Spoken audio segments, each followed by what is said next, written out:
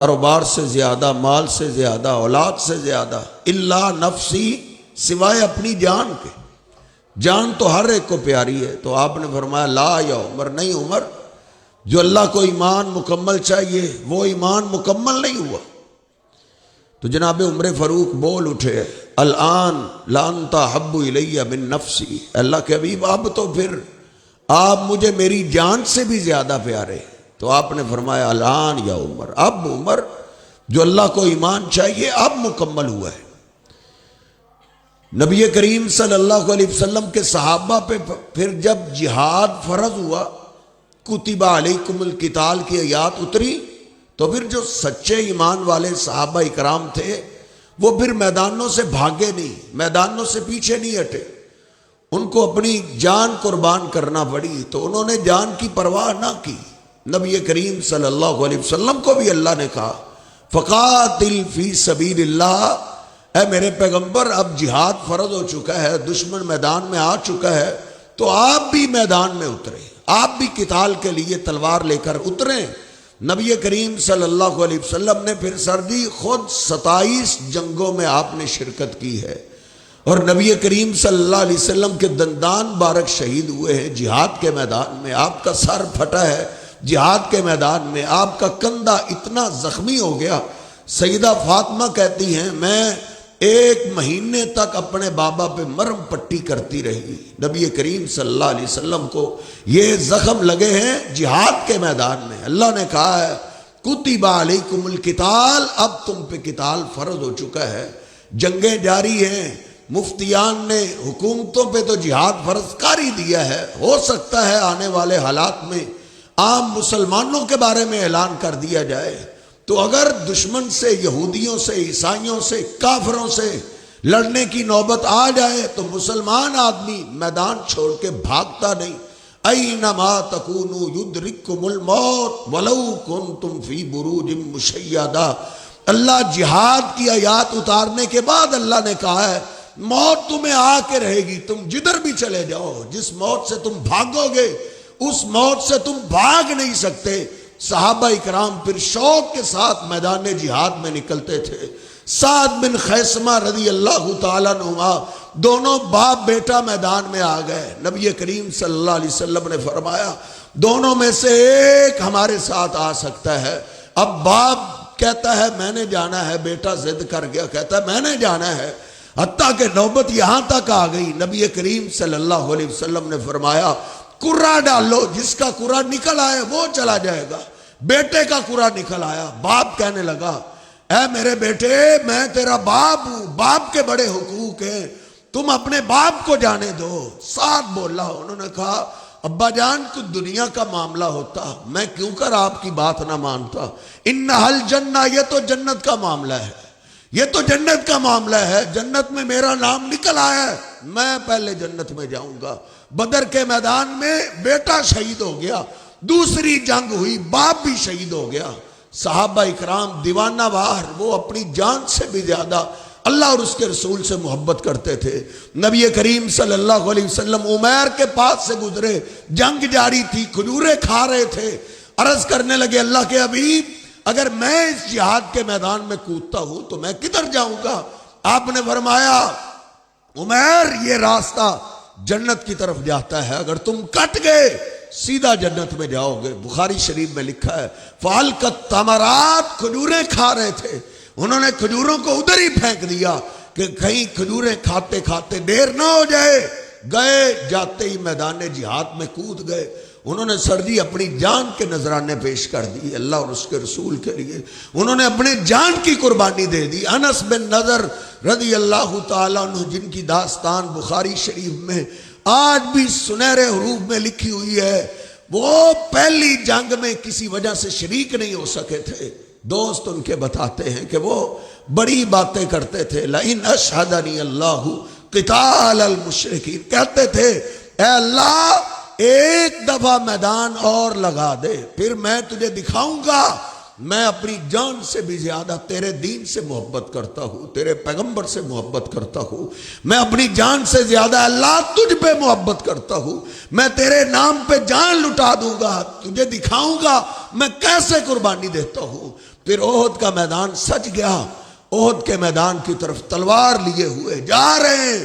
جب جہاد کا میدان ختم ہوا، صحابہ نے شکایت کی، انہوں نے عرض کی اللہ کے حبیب انس بن نضر وہ زندوں میں بھی نہیں مل رہے، وہ شہداء میں بھی نہیں مل رہے۔ نبی کریم صلی اللہ علیہ وسلم نے صحابہ کو اکٹھا کیا، آپ نے پوچھا انس کسی کو ملا ہو، انس کی مجھے بات بتاؤ۔ انس بن نضر کسی صحابی نے کہا اللہ کے حبیب وہ مجلس میں ایسی بات کرتا تھا کہ میں اپنے رب کو دکھاؤں گا میں اپنی جان کیسے قربان کرتا ہوں۔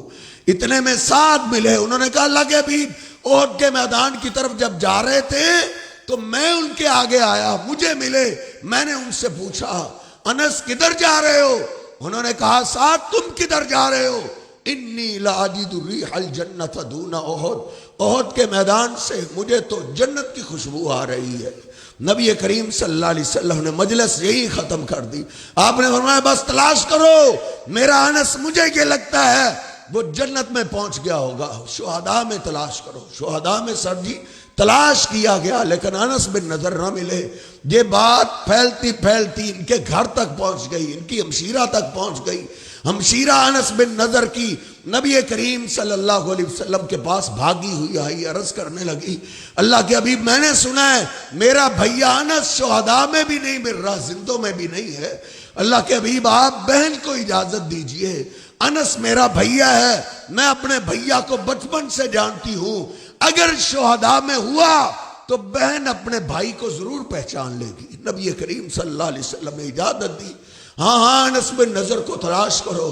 بہن 70 شہداء میں تلاش کر رہی ہے، تلاش کرتے کرتے نگاہ بخاری شریف میں لکھا ہے فَعَرَفَتْهُ بِبَنَانِهِ، نگاہ ایک انگلی پہ پڑی۔ یہ انگلی کس کی ہے؟ جن کی آنکھیں نکلی ہوئی، کان کٹے ہوئے، ناک کٹا ہوا، ہونٹ کٹے ہوئے، سینہ پھاڑا ہوا، پورا جسم زخموں سے چھلنی ہو چکا ہے، صرف ایک انگلی کے بغیر کوئی چیز صحیح سلامت نہیں ہے۔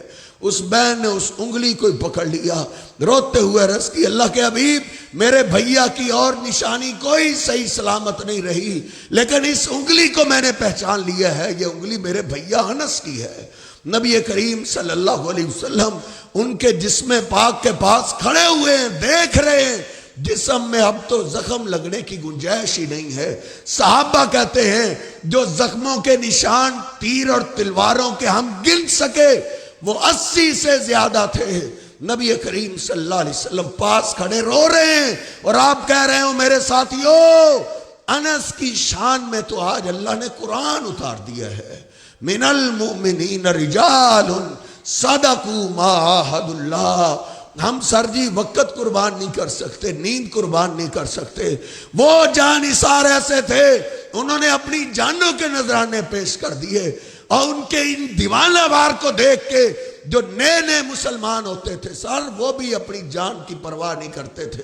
میں نے ایک نئے نئے مسلمان ہونے والے صحابی کی داستان پڑھی ہے، اس نے چند دن آپ کے ساتھ گزارے، اس کو آپ سے پیار ہو گیا، آپ سے محبت ہو گئی۔ نبی کریم صلی اللہ علیہ وسلم جدھر جاتے آپ کے ساتھ ساتھ، آپ ایک جہاد کے میدان میں گئے وہ بھی آپ کے ساتھ ساتھ، آپ نے دیکھا یہ نیا نیا مسلمان ہوا ہے، آپ نے ان کی ڈیوٹی نہ پیچھے سواریوں پہ لگا دی کہ تم نے سامان کی حفاظت کرنی ہے، سواریوں کی نگرانی کرنی ہے۔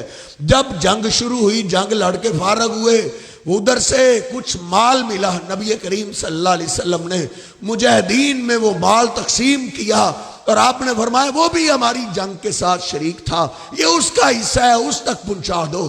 اس تک وہ مال غنیمت کا حصہ جب پہنچا اس نے اسی طرح پکڑا ہوا ہے، نبی کریم صلی اللہ علیہ وسلم کی خدمت میں حاضر ہوتا ہے، عرض کرتا ہے اللہ کے حبیب ما ھذا، یہ کیا ہے؟ آپ نے فرمایا تم بھی ہمارے ساتھ شریک تھے، یہ مال غنیمت کا حصہ ہے۔ وہ رو پڑا، اس نے روتے ہوئے کہا متبعتک علی ھذا، اللہ کے حبیب مال لینے کے لیے میں آپ کے ساتھ مدینے سے نہیں نکلا تھا، وہ تو آپ کا آرڈر تھا، میں پیچھے سامان کی نگرانی میں، پیچھے آپ نے مجھے ڈیوٹی لگا دی، میں ادھر کھڑا رہا لیکن میں پیچھے رہنے کے لیے نہیں آیا تھا، میں تو ادھر سے نکلا اس نیت سے تھا کہ دشمن آپ کی طرف تیر چلائے، آپ سے لڑے گا، میں آپ کے دفاع میں کھڑا ہو جاؤں گا، کئی ارمہا ہونا، فاموت فادخل الجنہ، میری نیت یہ تھی کہ دشمن کا تیر یہاں لگے اور وہ مجھے مار دے، مجھے زندہ نہ چھوڑے تو میں رب کی جنت میں چلا جاؤں۔ نبی کریم صلی اللہ علیہ وسلم نے وہ مال قبول کر لیا۔ آپ نے فرمایا میرے ساتھیوں دیکھ لو، اگر یہ سچ بول رہا ہے تو اللہ اس کو ضرور سچا کرے گا۔ اگلا جہاد کا میدان آیا، مارکا لگا، وہ شہید ہو گیا۔ نبی کریم صلی اللہ علیہ وسلم نے پوچھا وہ میرا دوست کدھر ہے، میرا ساتھی کدھر ہے، اس کو تلاش کرو۔ صحابہ نے تلاش کیا، عرض کرنے لگے اللہ کے حبیب وہ تو شہید ہو چکا ہے۔ آپ نے پوچھا دیکھو اس کو تیر کہاں لگا ہے؟ صحابہ کہتے ہیں ہم نے کیا دیکھا، جدھر اس نے انگلی کا اشارہ کیا تھا تیر ادھر ہی لگا ہوا تھا۔ آپ رونے لگے اور کہنے لگے کان صادقا فصدقہ اللہ، اس نے اللہ سے سچی بات کہی تھی اور اللہ نے اس کو سچا کر دکھایا ہے۔ وہ سر اپنی جانوں کی پرواہ کرنے والے نہیں تھے۔ آخری بات اور بات ختم، سیدنا حنظلہ رضی اللہ تعالیٰ کی تو نئی شادی ہوئی ہے، اچانک دشمن نے حملہ کیا۔ اللہ کے حبیب علیہ السلام نے منادی کو بھیجا، او مجاہدو اللہ کے پیغمبر تمہیں بلا رہے ہیں، جلدی نکلو۔ سیدنا حنظلہ رضی اللہ تو اٹھے، غسل کرنے لگے، خیال آیا اعلان کرنے والا تو کہہ رہا تھا فوراً نکلو، حنظلہ غسل کرتے کہیں تجھے دیر نہ ہو جائے۔ اللہ کے پیغمبر کا پیغام تو فوراً نکلنے کا کہا ہے، وہ ادھر سے ہی پلٹ پڑے، انہوں نے سامان مقتل اٹھایا، اللہ کے حبیب علیہ السلام کے دفاع میں لڑتے سر انہوں نے اپنی جان قربان کر دی۔ جب جنگ ختم ہوئی نبی کریم صلی اللہ علیہ وسلم شہداء کا معائنہ کر رہے تھے، معائنہ کرتے کرتے حنظلہ کا جسم پاک آیا، آپ چہرے کو چھپاتے ہوئے ایک دم پیچھے ہٹ گئے۔ آپ نے فرمایا میرے حنظلہ کے گھر والوں کو لاؤ، لایا گیا۔ آپ نے پوچھا بتاؤ میرا حنظلہ کس کیفیت میں آیا تھا؟ گھر والے رونے لگے، انہوں نے بولا اللہ کے حبیب آپ جانتے ہیں آپ کے حنظلہ کی نئی شادی ہوئی تھی، وہ بس جب آپ کا پیغام ملا دیر سے ڈرتے ہوئے، اس نے تو غسل بھی نہیں کیا۔ اللہ کے حبیب علیہ السلام کی آنکھوں سے موتیوں کی لڑیاں جا رہی ہیں، آپ روتے ہوئے کہہ رہے ہیں صحابہ بس یہی بات ہے، میں بھی حیران تھا کہ باقی بھی تو شہداء پڑے ہوئے ہیں لیکن صرف حنظلہ کو فرشتے جنت کے پانی سے غسل دے رہے ہیں۔ اور نبی کریم صلی اللہ علیہ وسلم نے فرمایا قیامت کے قریب میری امت کے مسلمان جہاد چھوڑ دیں گے، ممبروں پہ جہاد بیان ہونا ہی ختم ہو جائے گا، حتیٰ کہ لوگوں کی حالت یہ ہوگی کہ دشمن ہر طرف سے ان پہ ایسے ٹوٹ پڑیں گے جیسے بھوکے دسترخوان پہ ٹوٹتے ہیں۔ نبی کریم صلی اللہ علیہ وسلم سے صحابہ نے عرض کی اللہ کے حبیب بن قلت یا رسول، اس وقت ہماری تعداد بہت کم ہوگی۔ آپ نے انہوں نے نہیں انتم یومئذ کثیر، اس دن تمہاری تعداد بہت زیادہ ہو جائے گی لیکن تم وہن کے مریض بن جاؤ گے۔ صحابہ نے پوچھا وہ مل وہن یا رسول اللہ، وہن کیا ہے؟ آپ نے فرمایا حب الدنیا و کراہیت الموت، دنیا سے محبت، اپنے کاروبار سے محبت، اپنی تجارت سے محبت، دنیا داروں سے پیار ہو جائے گا، موت سے ڈرنے لگیں گے، موت سے نفرت کریں گے۔ جب یہ کیفیت ہو جائے گی تو چاروں طرف سے دشمن ان پہ حملہ کر دیں گے۔ آج یہی صورتحال ہے۔ اللہ سبحانہ و تعالی صحابہ جیسا ہم میں بھی ہماری نسلوں میں جذبہ جہاد زندہ فرمائے۔ وَقُولُ قَوْلِي هَذَا أَسْتَغْفِرُ اللَّهَ لِي وَلَكُمْ وَلِسَائِرِ الْمُسْلِمِينَ الْحَمْدُ لِلَّهِ رَبِّ الْعَالَمِينَ وَالْعَاقِبَةُ لِلْمُتَّقِينَ وَالصَّلَاةُ وَالسَّلَامُ عَلَى رَسُولِهِ الْكَرِيمِ لا إله إلا الله وحده لا شريك له له الملك وله الحمد وهو على كل شيء قدير اللهم صل على محمد وأزواجه وذريته كما صليت على آل إبراهيم وبارك على محمد وأزواجه وذريته كما باركت على آل إبراهيم إنك حميد مجيد۔ اے میرے اللہ جتنے ساتھی تشریف لائے ہیں ہم سب کا سننا سنانا قبول فرما۔ اے میرے اللہ گناہگار ضرور ہیں لیکن بندے تو تیرے ہی، اپنی رحمت سے ہمیں معاف فرما۔ اے میرے اللہ اپنے نیک بندوں میں شامل فرما، اپنے حبیب علیہ السلام کے سچے غلاموں میں شامل فرما۔ اے میرے اللہ کئی پریشان حال ساتھی تشریف فرمائے، سب کی پریشانیاں دور فرما۔ کئی اپنے پیاروں کو یاد کر کے پریشان ہیں اللہ، جن کے پیارے دنیا سے چلے گئے اللہ ان کی بخشش فرما، ان کی قبروں کو جنت کے باغیچے بنا، ان کی حسنات کو قبول فرما، کمیاں کوتاہیاں اپنی رحمت سے معاف فرما۔ اے میرے اللہ ہمیں بھی جب تک زندہ رکھنا، عزت ایمان شان والی زندگی نصیب فرمانا۔ اے اللہ موت ایمان کی خوبصورت حالت کی شہادت کی موت نصیب فرما۔ اے میرے اللہ اس مسجد کی کئی رونقیں تیرے پاس چلی گئی ہے اللہ، ان کی بخشش فرما، ان کی قبروں کو جنت کے باغیچے بنا، ان کی حسنات کو قبول فرما، کمیاں کوتاہیاں اپنی رحمت سے معاف فرما۔ اے میرے اللہ کئی کاروباری معاملے کے اندر پریشان ہیں، آسانیاں پیدا فرما۔ کئی اولاد کی وجہ سے پریشان ہیں، جن کے پاس اولاد نیک اور نوازی بنا، ماں باپ کے لیے آنکھوں کی ٹھنڈک بنا، ماں باپ کے لیے صدقہ جاریہ بنا۔ اے میرے اللہ کئی گلشن ویران ہیں، تیری رحمت کو ترس گئے، جن کے پاس اولاد نہیں نیک صالح اولاد عطا فرما۔ اے میرے اللہ کئیوں کے پیارے بیمار ہیں اللہ، بیماروں کو شفا عطا فرما۔ اے میرے اللہ کئی گھروں کے اندر بیمار ہیں، کئی ہسپتالوں کے اندر بیمار ہیں، اے شہنشاہ سب بھی تیری رحمت کے محتاج ہیں اللہ، تمام بیماروں کو شفا عطا فرما۔ اے اللہ تمام بیماروں کو شفا کاملہ عاجلہ عطا فرما۔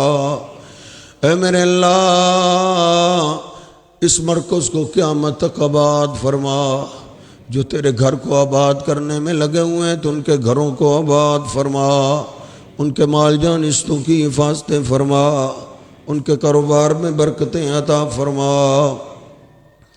اے میرے اللہ جہاں جہاں بھی مساجد و مدارس ہیں سب کی حفاظتیں فرما، سب کے اخراجات غیبی خزانوں سے پورے فرما۔